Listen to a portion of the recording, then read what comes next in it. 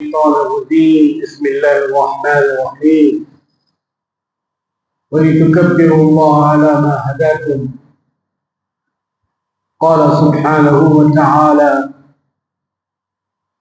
في شأن حبيبه المصطفى ورسوله المجتبى صلى الله عليه وآله وأصحابه وسلم إن الله وملائكته يصلون على النبي يا أيها الذين آمنوا صلوا عليه وسلموا تسليما اللهم صل على سيدنا وشفيعنا وحبيبنا ومولانا محمد طب القلوب ودوائها وعافية الأبدان وشفائها ونور الأبصار وضيائها وسلم تسليما كثيرا كثيرا دائما دائما أبدا أبدا سرمدا سرمدا سبحان ربك رب العزة عما يصفون وسلام على المرسلين والحمد لله ربنا ورب العالمين.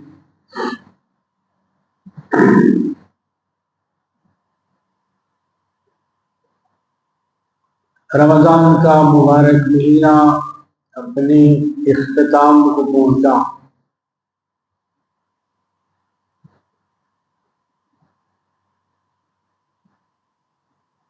اللہ پاک نے اپنے وعدے کے مطابق مومنوں کو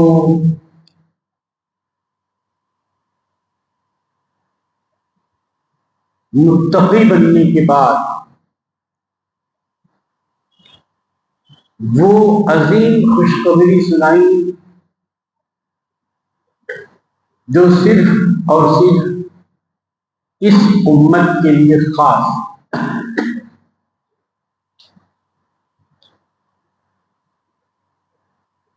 وہ رحمت اور مغفرت اور نجات کا پیغام جو سوائے امت محمدیہ کہ کسی اور کو نہیں ملا.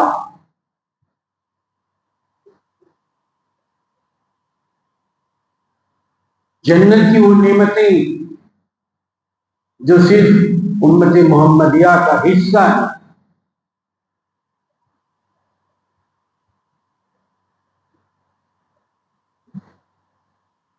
وہ نعمتیں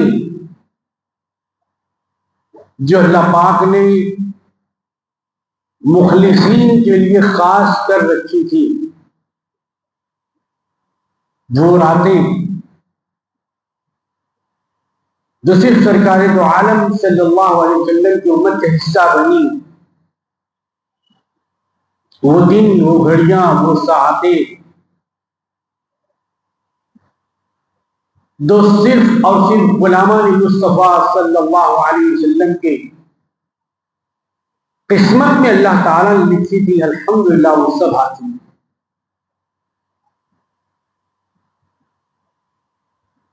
جن کو جھگڑوں میں بحثوں میں نہیں پڑھنا تھا انہوں نے 20 رکعت نماز تراویح ادا کر کے اس بات کا ثبوت پیش کیا کہ رمضان کثرت بحث کا زمانہ نہیں ہے، کثرت عبادت کا زمانہ ہے. زیادہ کلام نہیں کرنا ہے. اللہ تعالیٰ کی بارگاہ میں زیادہ سے زیادہ توبہ کرنا. وہ دن بہت تھوڑے دن تھے، بہت کم دن تھے. یہ ہمارا بیان نہیں ہے بلکہ یہ خود اللہ پاک کا بیان.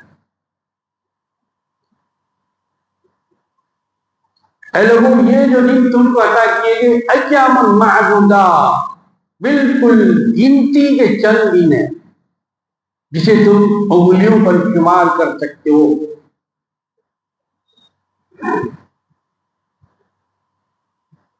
دیکھتے ہی دیکھتے وہ 30 دن تکمیل کے بعد گزر گئے، چلے گئے،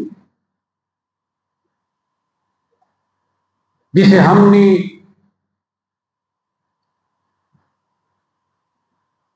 اپنے معروف طریقے کے ساتھ، جس کا کہ ہمیں کوئی حکم بھی نہیں دیا گیا، الوداع کہہ کر رخصت کیا۔ لیکن اللہ کا نظام ہے، جیسے دن کے بعد رات آتی ہے، رات کے بعد دن نکلتا ہے، سردی کے بعد گرمی ہے، گرمی کے بعد بارش ہے، طلوع کے بعد غروب ہے، غروب کے بعد پھر طلوع ہے، نشیب کے بعد فراز ہے، فراز کے بعد نشیب ہے، عروج کے بعد زوال ہے، زوال کے بعد پھر عروج ہے۔ ایسے ہی یہ مبارک مہینہ آئے گا، ضرور آئے گا، اللہ کے حکم سے آئے گا۔ عید بھی آئے گی، لیکن یہ ایام معدودات کے لانے کا مقصد کیا تھا؟ آخر کیوں یہ دہرایا جاتا ہے اسلامی کیلنڈر میں؟ جب یہ آتا ہے تو اس کا مقصد کیا ہوتا ہے؟ اس کا مقصد وہی صرف یہ ہوتا ہے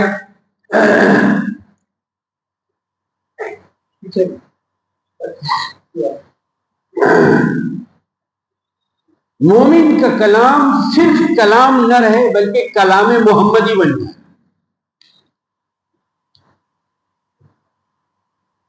مومن کا سلام صرف سلام نہ رہے بلکہ سلام محمدی بن جائے۔ مومن کا قیام صرف قیام دیکھنے والا نہ رہے بلکہ قیام محمدی بن جائے۔ صرف سیام یعنی روزہ نہ رہے بلکہ سیام محمدی بن جائے۔ اسوہ انسانی نہ رہے بلکہ اسوہ محمدی بن جائے۔ یہ اس کا خالص اور مخلص پیغام تھا، اور اب بھی ہے۔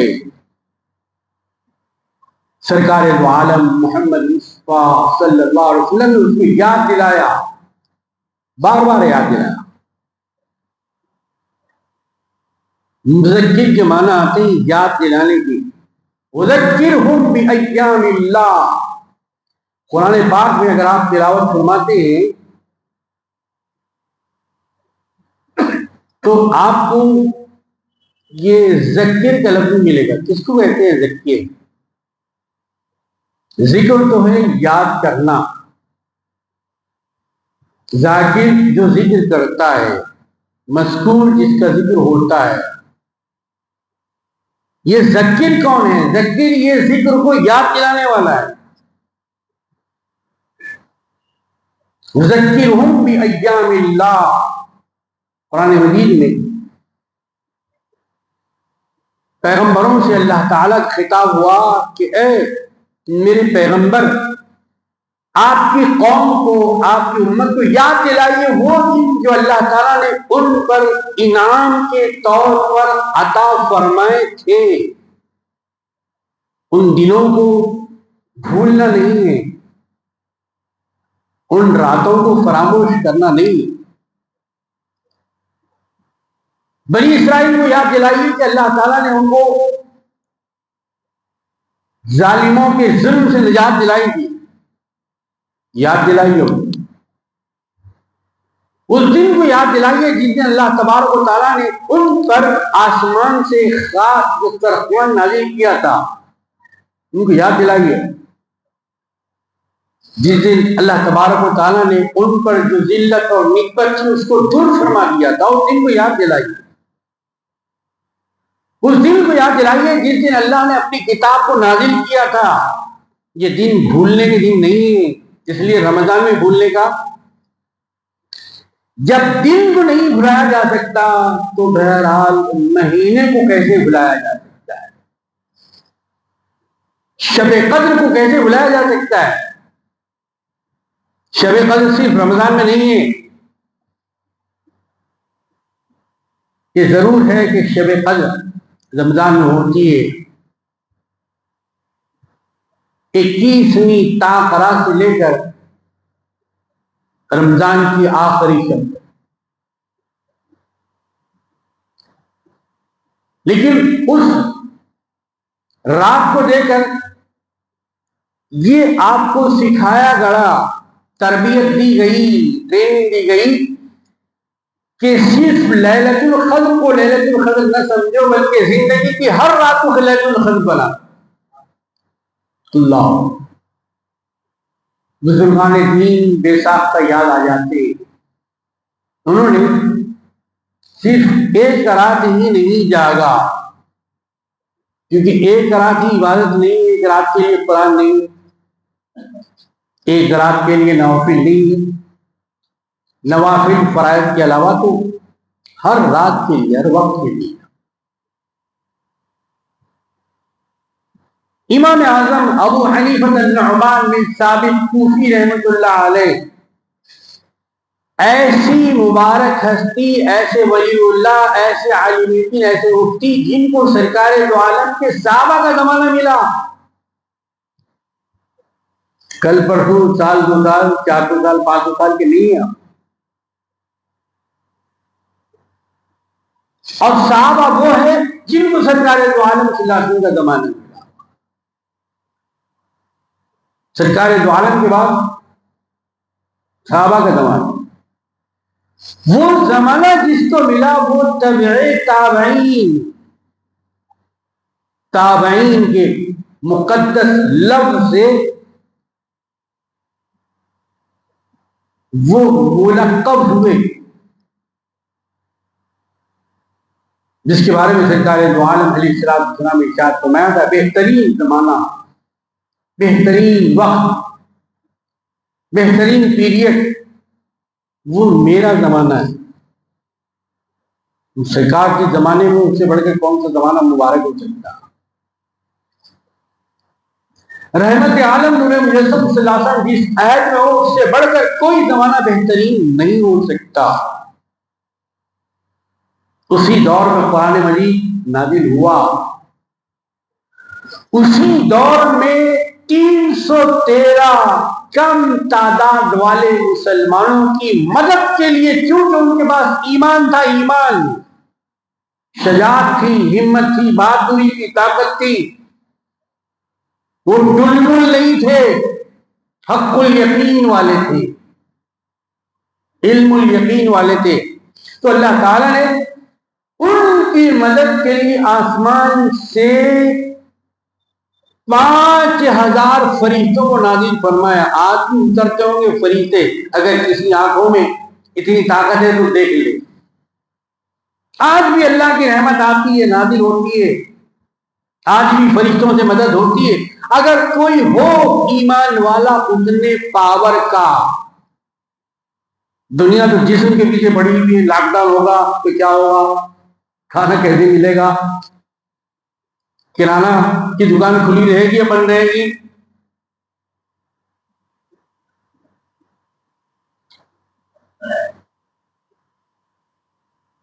پیٹرول سے ہمارے پیٹ کا تعلق تو نہیں ہے، لیکن کتنا بیچے گا دنیا پیٹرول کے لیے. کیا گیس کھا کے ہم جیتے ہیں؟ نہیں. کیا ڈیزل پی کے ہم جیتے ہیں؟ نہیں. لیکن اس کے اور کتنے بیچے ہیں. یہ ہماری زندگی کی روزمرہ کی گاڑی چلانے کے لیے ضروری ہے، جسم کے لیے تو ضروری نہیں ہے. لیکن جو چیزیں ہمارے جسم کے اندر جانے والی اس کو پہنچانے والے ہیں یہ، اس لیے اس کے لیے کتنی بیچتے ہیں. پوری پوری رات، آدھی آدھی رات، آدھا آدھا دن. بعض لوگ تو لائن میں ٹھہرے ہوئے ہی زندگی کو دم توڑ رہے ہیں. ایسی کئی موتیں ہو گئی ہیں. पेट्रोल के इंतजार, गैस के इंतजार। जिस्म को बाकी रखने के लिए इतनी हमारी जुस्तजू है, तो रूह को बाकी रखने के लिए हम क्या कोशिश कर रहे हैं? इसी रूह की स्पिरिट को, रूह की ताकत को, रूह के पावर को बाकी रखने के लिए, उसमें इजाफे के लिए अल्लाह ताला ने हमको रमजान शरीफ अता फरमाया था। लोगों, ये रूहानियत का महीना है। पैगंबरों के जो औसाफ, पैगंबरों की खास बातें जो ज़बूर में भी है, तौरात शरीफ में भी है, इंजील शरीफ में भी है, कुरान शरीफ में भी है, सहीफ़े हज़रत मूसा अलैहिस्सलाम में भी है, सहीफ़े हज़रत इब्राहीम अलैहिस्सलाम में भी है, किताब हज़रत ज़करिया अलैहिस्सलाम में भी है कि पैगंबरों की सिफतें क्या होती थी। उसमें से एक बात जो बताई गई वो ये है, खिल्लत ताम। खिल्लत किसको कहते हैं? आप उर्दू जानते हैं, अरबी में लफ्ज़ बोला जाता है, खिल्लत कमी को कहते हैं, ज्यादती की जिद भी।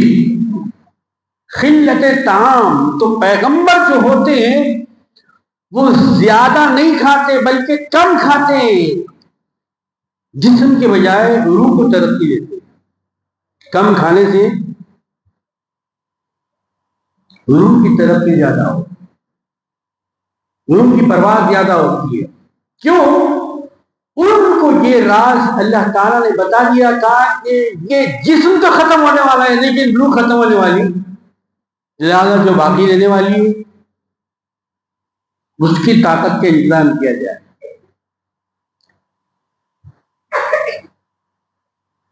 जिस्म के लिए फतवा दरकार है लेकिन रूह के लिए तकवा दरकार है। अब आपके ऊपर है, आपकी हिम्मत के ऊपर है, आपकी मर्दानगी पे है, आपकी शजाअत पे है, आपकी हिम्मत मर्दाना पे है। आप फतवे पे अमल करते हैं या तकवे पे अमल करते हैं? दोनों मैदान आपके सामने है। तो एक सिफत पैगंबरों की क्या होगी थी? खिल्लत ताम। दूसरी सिफत पैगंबरों की बताई गई खिल्लत कलाम। पैगंबर ज्यादा बातचीत नहीं करते, जब बात करना होता जब ही बात करते हैं। हमारा मामला क्या है? जो बात करना है वो भी करते हैं, जो नहीं करना है, जो बोलना है वो भी बोलते हैं, जो नहीं बोलना है नहीं बोलते हैं। पैगंबर सिर्फ अच्छा ही बोलते हैं और हम अच्छा भी बोलते हैं और बुरा भी बोलते हैं। बाद हमारे भाइयों को तो जब तक के गाली न दे उनको चाहिए नहीं आता, खाना हजम ही नहीं होता, लुकमा हजम ही नहीं होता। तकिया कलाम बन गया है गाली। गालियों से ईमान कमजोर होता है। जिस तरीके से लोहे को जंग खा जाता है वैसे ही ईमान को गालियां खा जाती है। नोट कर लिए, सारी किताबों में लिखा है। जिस तरीके से लकड़ी को क्या खा जाती है? दीमक, वैसे ही मोमिन को गालियां खा जाती है, अंदर ही अंदर खोखला कर देती है, फुसफुसा कर देती है, दम नहीं रहता उसके अंदर, सच बात नहीं बोल सकता हो, हक बात नहीं बोल सकता हो, सदाकत से काम नहीं लेता हो। मोमिन की निशानी गालियां नहीं है, सरकार दो आलम सल्लल्लाहु अलैहि वसल्लम पर दुरूद की डालियां हैं। मोमिन की निशानी कलमे तय्यबा है, कलमे तय्यबा, ला इलाहा इल्लल्लाह मुहम्मदुर रसूलुल्लाह। सरकार दो आलम सल्लल्लाहु अलैहि वसल्लम ने फरमाया, अफजलुल जिक्र, अगर कोई बेहतरीन जिक्र, सबसे आला, सबसे बाला, आन वाला, शान वाला, बान वाला कोई जिक्र है तो वो है ला इलाहा इल्लल्लाह मुहम्मदुर रसूलुल्लाह। सारी कायनात, जमीन और आसमान, उसके बीच में जो है क्या क्या है? ہے کیا ہے ہم کو نہیں معلوم، ہے تو بس ہے. اسی میں ایمان کا راز ہے پر آپ کو ایمان رکھنا ہے. کیا کیا ہے یہ کھوج میں نہیں جانا ہے، وہ اللہ کو معلوم، اللہ کے بتانے سے اس کے رسول کو معلوم صلی اللہ علیہ وسلم. یہ زمین اور آسمان، ہم نے پوری زمین دیکھی نہیں. اپنے دیش میں، اپنے وطن میں، اپنے ملک میں پردیس جانے کا موقع بہت کم ملتا ہے. کاروباری زندگی چھوڑتے نہیں، بیوی بچوں کی زنجیر سے نکل نہیں سکتے، نوکری اور دفتر کے چکر لگاتے رہتے. جو زمین میں ہے، جو آسمان میں ہے، زمین کہیں بھی معلوم ہوگا، آسمان میں کیا ہے کیا معلوم ہوگا. جو زمین اور آسمان میں ہے، فرض کر لیا جائے کہ ایک ترازو بنائی جائے، اس ترازو میں ان سب کو رکھ دیا جائے. ترازو ایک پلڑے کی نہیں ہوتی جو مشہور ہے. ڈیجیٹل ترازو میں بھی رکھ لیجیے، آج کل ڈیجیٹل چل رہی جی. دوسرے پلڑے میں کچھ نہیں، صرف لا الہ الا اللہ محمد رسول اللہ. تو اس میں اتنی طاقت ہے کہ ساری کائنات ہلکی ہو جائے گی اور اللہ کا کلمہ وزن ہو جائے گا. اس کا مقابلہ کوئی بھی نہیں کرتا. بولنے میں بڑا آسان، لا الہ الا اللہ. اللہ کیا ہے، اللہ کیا ہے، اللہ کیا ہے.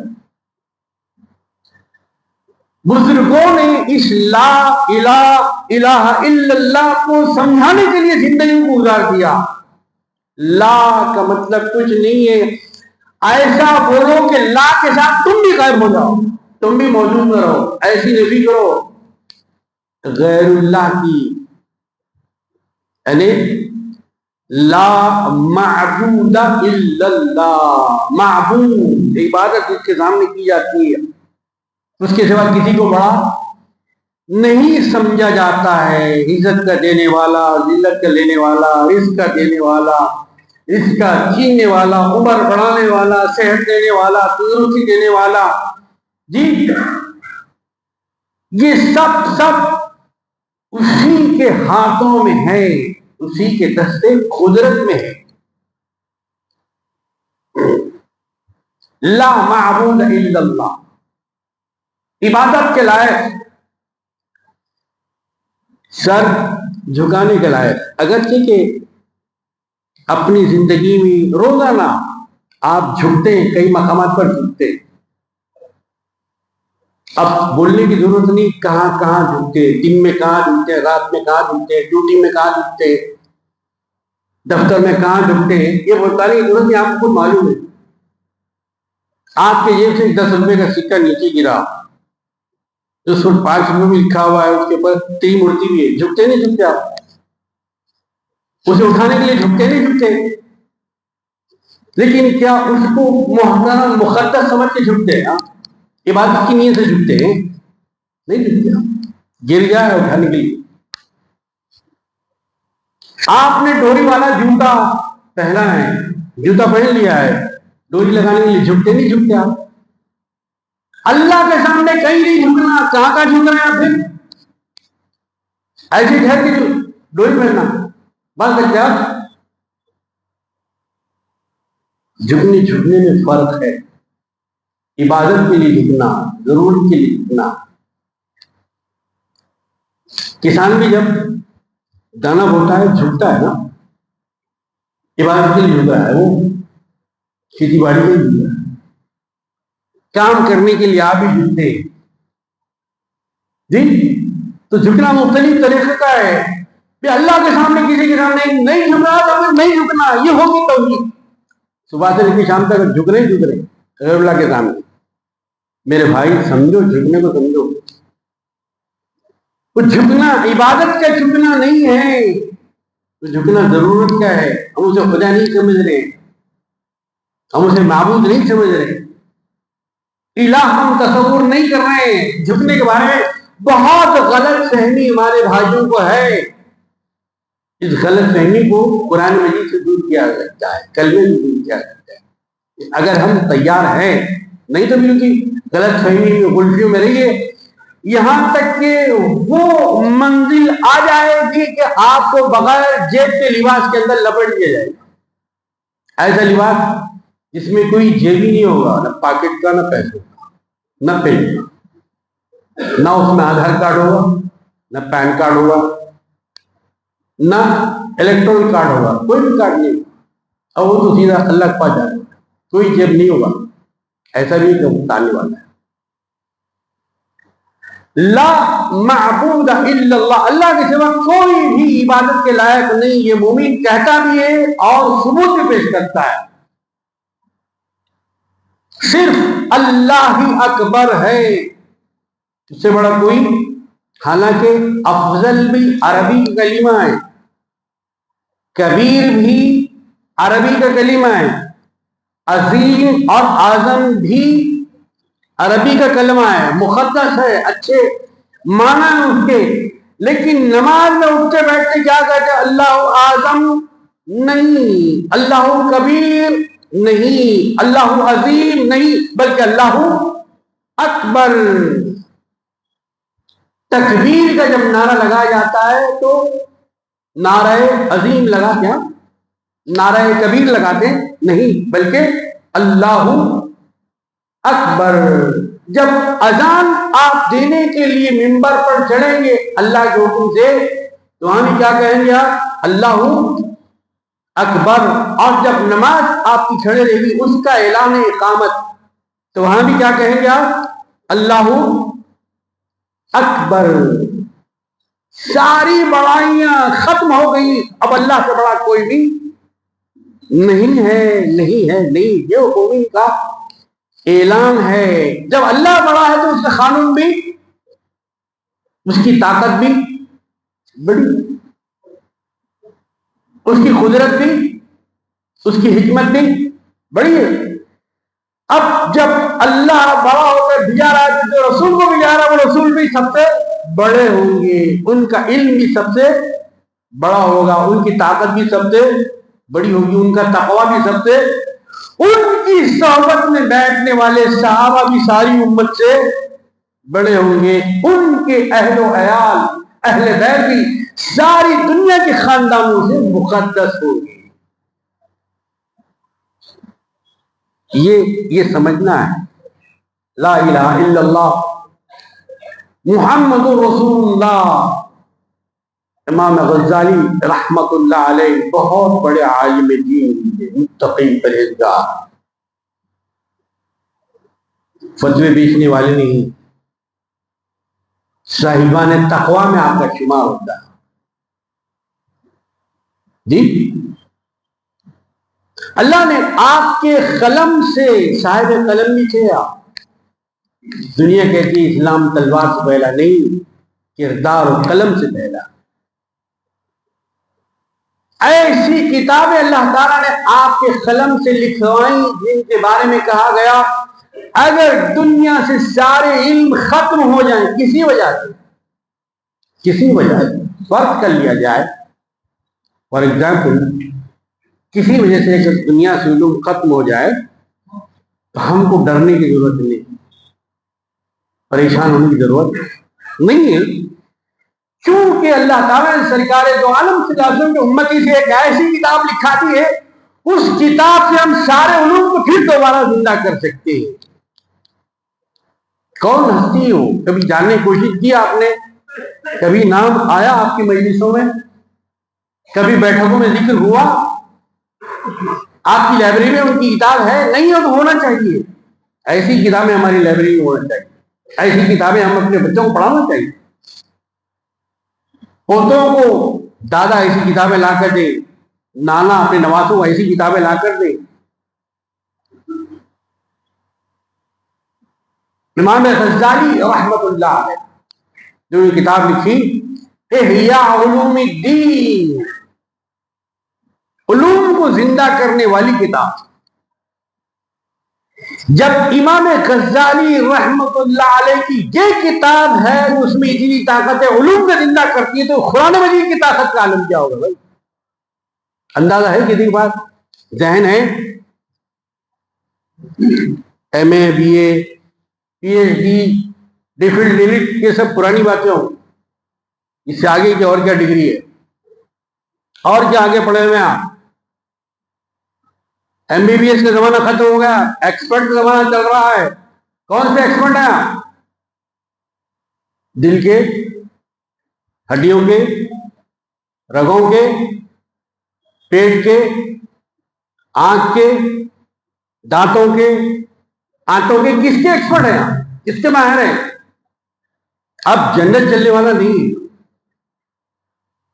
तो ये अल्लाह तबारक व तआला ने किताब इसलिए दी कि मुसलमान स्पेशलिस्ट बने, माहिर बने, माहिर उलूम बने, लकीर के फकीर बने न रहे।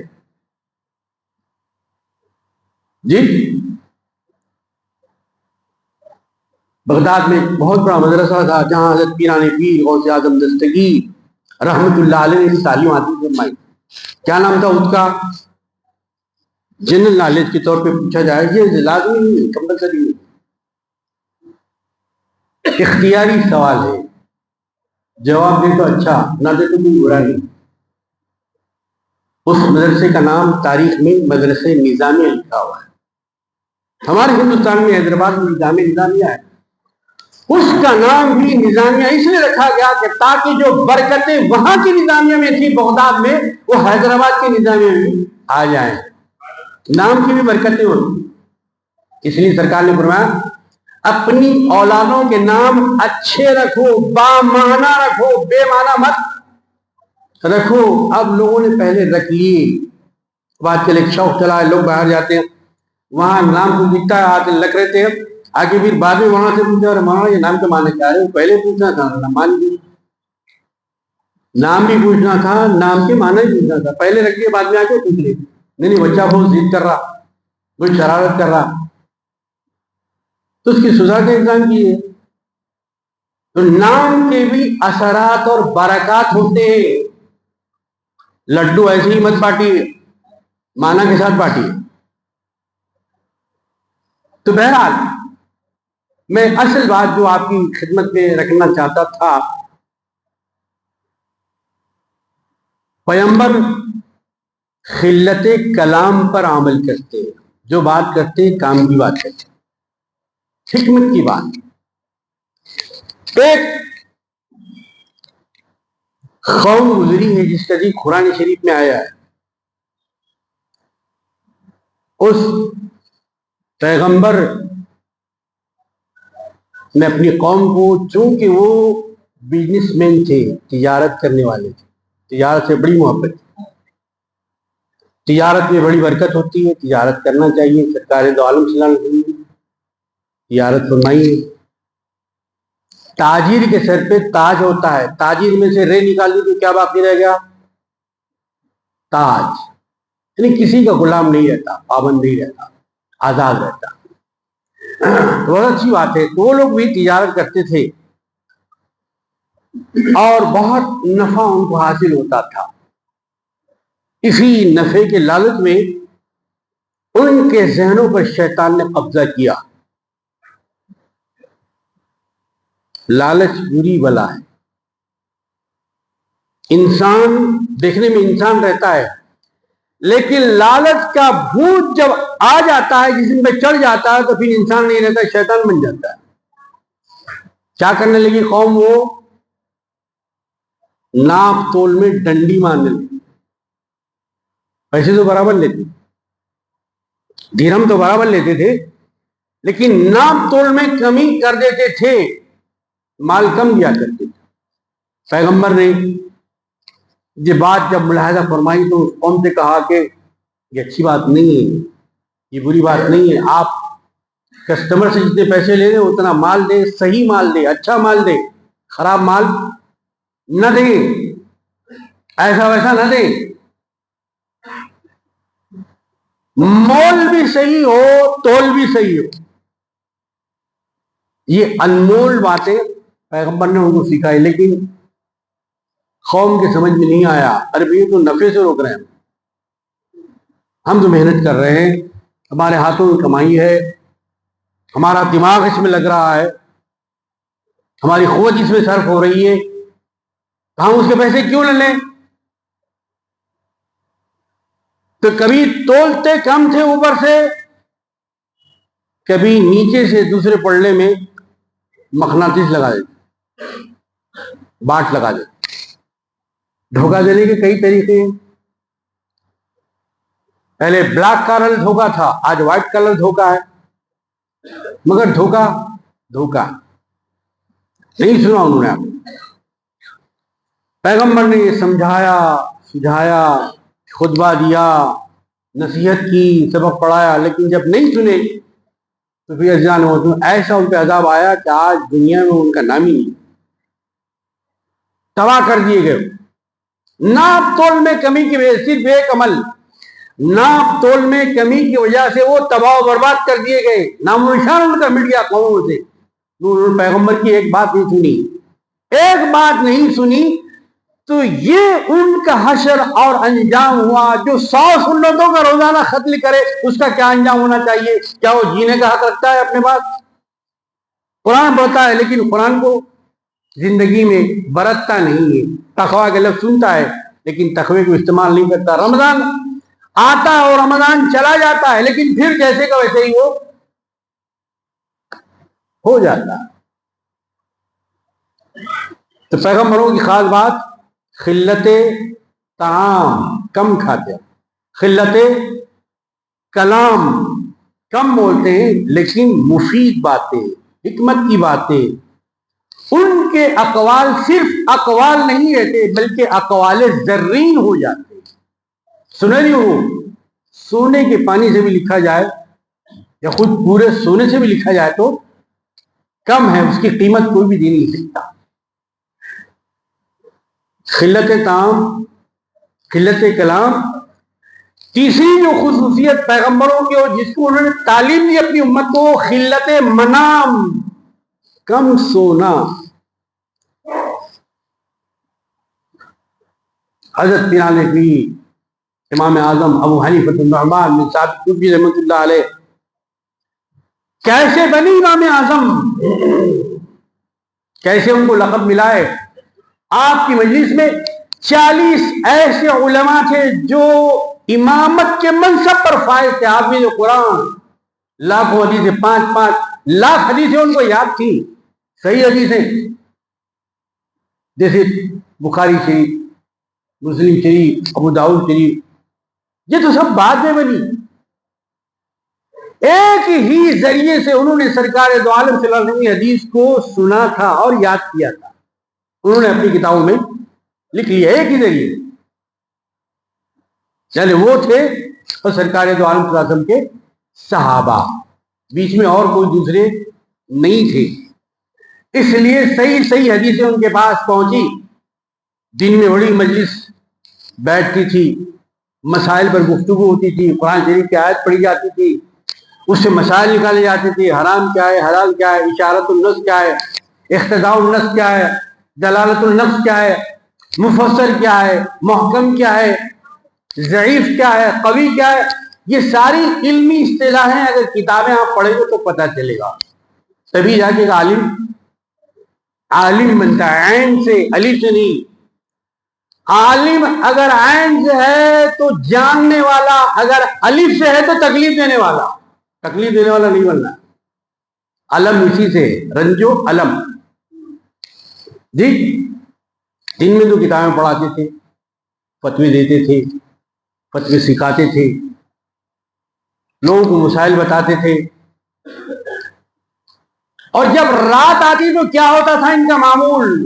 دن میں دنیا دیکھتی یہ عالم مسند درس و تدریس پہ بیٹھے، جو مسند درس و تدریس پر دن میں بیٹھے ہیں، رات میں دیکھنے والوں نے دیکھا کہ وہ رات میں سو نہیں رہے ہیں بلکہ اللہ کے حضور میں ٹھہرے ہوئے، ہاتھ باندھ، اے اللہ جو میں فتویٰ دے رہا ہوں تیرا کرم ہے، جو میرے دل میں رحمت کی بات آ رہی ہے تیری رحمت کا صدقہ ہے، اے اللہ صراط مستقیم پر گامزن کر، صراط مستقیم پر مضبوط فرما دے، اے اللہ جو مسائل حل نہیں ہو رہے ہیں، لوگ مسئلے لے کے آ رہے ہیں، ان کا جواب بتا دے اپنے فضل سے، اپنے کرم سے۔ ہم تو بالکل لا علم ہیں، ہم تو کچھ جانتے نہیں ہیں، اے اللہ ہم بالکل خالی برتن کی طرح ہے، ہمارے اس دل اور سینے کے برتن میں اپنی رحمت اور اپنے علم کا نور عطا فرما۔ دعا کرتے تھے، روتے تھے، گڑ گڑاتے تھے۔ امام اعظم ابو حنیفۃ النعمان نے ثابت کوفی ایک نمونے کے لیے بتایا، ایسے سینکڑوں علماء گزرے ہیں۔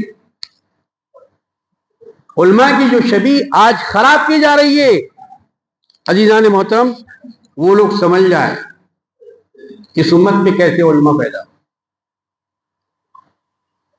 امام اعظم ابو حنیفہ رحمۃ اللہ علیہ کی وہ شخصیت تھی کہ ایک رات میں ایک قرآن پڑھتے تھے، 15 پارے ایک پر ٹھہر کے، دوسرے 15 پارے ایک پر ٹھہر کے۔ یہ ہے امام اعظم ابو حنیفۃ النعمان بن ثابت کوفی رحمۃ اللہ علیہ، فارس میں، ایران میں پیدا ہوئے۔ غوث اعظم رحمۃ اللہ علیہ بھی ایران میں پیدا ہوئے۔ مخدوم علاء الدین پنڈوی یہ بھی ایران میں پیدا ہوئے۔ حضرت خواجہ غریب نواز رحمۃ اللہ علیہ سجستان کہاں، یہ بھی ایران میں ہی ہے۔ نعمت اللہ شاہ کرمانی رحمۃ اللہ علیہ کہاں کے، کرمان کے، کرمان کہاں ہے، ایران میں۔ اگرچہ کہ آپ نے علم حاصل کرنے کے لیے ہجرت فرمائی بغداد کی طرف، وہاں آپ کا مدفن شریف ہے، آپ کا روضہ مبارک ہے، اس لیے بغدادی کہتے ہیں، ورنہ پیدائشی طور پر آپ جیلانی ہیں، جیلان سے۔ تو امام اعظم ابو حنیفۃ النعمان بن ثابت کوفی رحمۃ اللہ علیہ کا یہ معاملہ تھا کہ 15 پارے ایک پیر پر ٹھہر کر، باقی 15 پارے ایک پہ بیٹھ۔ ایسی عبادت کوئی کر سکتا ہے؟ تراویح میں اگر 1 گھنٹے کے 1.25 گھنٹہ ہو گیا، پھر اس کے بعد دیکھیے حافظ صاحب کیسے خبر لی جاتی ہے۔ 1 گھنٹہ ہم تراویح برداشت نہیں کر سکتے، لیکن وہ کیسے تھے، اسی لیے تو اللہ تعالیٰ نے ان کو لوگوں میں مقبول بنا دیا تھا۔ مشہور تو بہت سے تھے، مشہور تو مختلف فائلز بنانے والے بھی ہیں۔ حال ہی میں ایک انتہائی ننگی فوج فائل، اس کے بنانے والے بھی بہت مشہور ہوئے، لیکن وہ مقبول نہیں کہلائے۔ مقبول تو یہ ہے جو خدا کا مقبول ساری دنیا میں مقبول، جو خدا کا مردود ساری دنیا میں مردود۔ تو مقبول بننے کا حکم دینے کے لیے، مقبولیت کے راستے پہ چلانے کے لیے آیا تھا رمضان شریف کا مہینہ۔ وہ تو گیا ضرور ہے، لیکن کیا نمازیں بھی ساتھ لے گیا؟ رمضان گیا، کیا خطبہ بھی ساتھ لے کے گیا؟ رمضان تو گیا، کیا قرآن بھی ساتھ لے کے گیا؟ رمضان گیا، کیا توبہ بھی لے کے چلا گیا؟ رمضان گیا، آنکھیں چھوڑ گیا، آنسو لے کے چلا گیا؟ رمضان گیا، کیا ہماری پیشانی سے سجدوں کا ذوق بھی لے کر چلا گیا؟ رمضان تو چلا گیا، کیا خیرات کو بھی لے کے چلا گیا؟ رمضان تو چلا گیا، کیا مہمانی بھی لے کے چلا گیا؟ رمضان تو چلا گیا، لیکن کسی کا دل رکھنا، کسی یتیم کے سر پر دستے شفقت رکھنا، یہ عمل بھی لے کے چلا گیا؟ نہیں گیا۔ یہ چیزیں باقی ہیں، اس کو باقی کون رکھے گا؟ باقی اللہ کے نام سے، اس کی ذات پر ایمان و یقین رکھنے والا مسلمان باقی رکھے گا۔ نماز و روزہ و حج و زکوٰۃ سب باقی ہیں۔ علامہ اقبال کہتے ہیں، مسلمان کیا تو باقی ہے؟ تیرا تقوی باقی ہے، تیرا ایمان باقی ہے، تیرا ذوق محمد باقی ہے، تیرا شوق محبت باقی ہے، اس سنت محمد رسول اللہ باقی ہے، تلاوت قرآن باقی ہے۔ پاک پروردگار عالم کو شکر ادا کیجیے، اس نے ہم کو رمضان جیسا عظیم مہینہ عطا فرمایا۔ پروردگار عالم اسی رمضان کی روش کو پورا سال آئندہ رمضان تک گزارنے کی توفیق عطا، روزوں کو، نمازوں کو، تراویح کو، تلاوت کو، سخاوت کو، اے پروردگار جو جو ہم نے دکھا کر نہ دکھا کر تنہائی میں محفل میں کیا، اس سب کو اپنے فضل و کرم سے قبول فرما، سرکار دو عالم کی شفاعت نصیب فرما۔ وآخر دعوانا ان الحمدللہ رب العالمین۔ سنت